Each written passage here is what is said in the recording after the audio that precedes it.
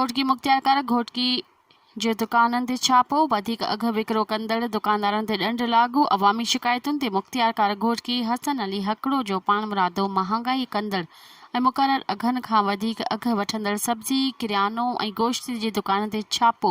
मुक़रर अघनि खां वधीक अघ ते खाधे पीते जो सामान विकिरो कंदड़ दुकानदारनि खे 4000 रुपया ॾंढ लागू कयो। इन सिलसिले में मुख्तियार घोटकी हसन अली हकड़ो पंहिंजे ऑफिस में मीडिया जे वफ़द सां ॻाल्हाईंदे चयो त ज़ख़ीरा अंदोज़नि ख़िलाफ़ सख़्त कार्रवाई कई पई वञे।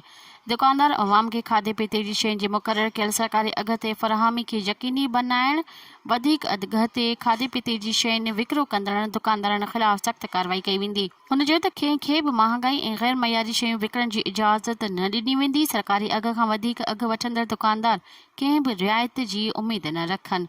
हुन अवाम खे चयो त जेको बि दुकानदार तव्हांखे गैर मयारी या महांगी शयूं विकिरो करे उन जी निशानदही कयो।